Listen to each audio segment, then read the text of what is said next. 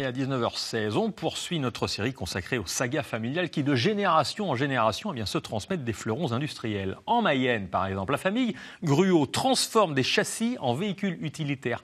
370 000 modèles sortent de ces usines dans le monde entier, mais les racines, elles sont toujours à Laval. Virginie Charbonneau et Thierry Poirier.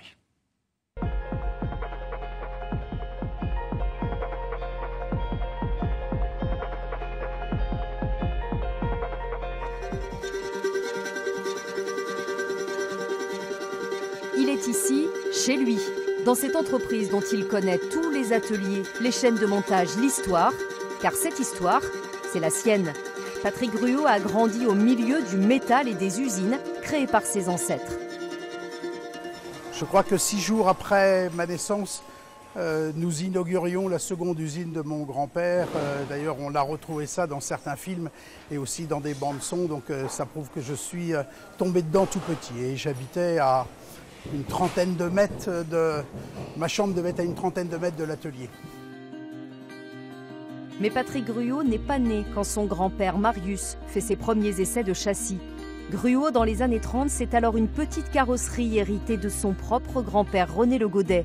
Lui fabriquait des carrioles, des charrettes. Marius se lance sur un autre marché, la transformation des véhicules et leur aménagement en utilitaire. Car, ambulance, fourgon de police, Gruau voit large et grand.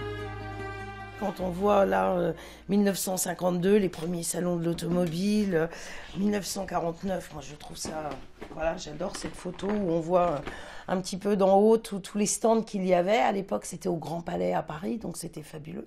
Tous les carrossiers ne montaient pas à Paris vendre des véhicules comme mon grand-père pouvait le faire, en prenant un stand et en osant se mettre au milieu des grands, parce que voilà. L'histoire et la réussite de Gruau, ce sont les véhicules de série, mais aussi d'autres, plus prestigieux, comme l'une des Papamobiles, ou le premier camion à transporter les journalistes sur le Paris-Dakar. Mais la chance tourne en 1984, année noire. René Gruau, le nouveau PDG, meurt d'un cancer foudroyant. Patrick, son fils, n'a alors que 28 ans. Avec lui, c'est la 5e génération Gruau qui prend la barre de l'entreprise. Elle compte aujourd'hui 1200 salariés, dont 450 à Laval. Ça va des bras ?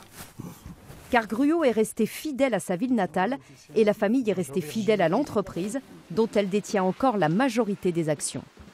Une entreprise familiale travaille obligatoirement dans le moyen et le long terme. Et aujourd'hui, il y a trop de court terme. Il faut savoir être souple, agile, mais il faut être capable de se projeter dans l'avenir et l'entreprise familiale autorise ça plus facilement. Patrick Gruau est aujourd'hui le seul aux commandes. Ses frères et sœurs lui ont vendu leur part de la société, mais ils en restent très proches. Le 5e président, voilà, le 5e capitaine du groupe actuellement, effectivement, c'est mon frère. Il n'y a jamais eu de rancœur, de jalousie qu'il soit à la tête de l'entreprise? On ne se pose pas de questions, non.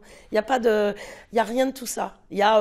On est heureux, on est fiers et on est surtout tellement heureux que cette entreprise soit encore là, qu'elle porte encore ce nom Gruau. Et l'histoire n'est pas finie, loin de là. La 6e génération Gruau travaille dans l'entreprise et un petit musée va y être créé.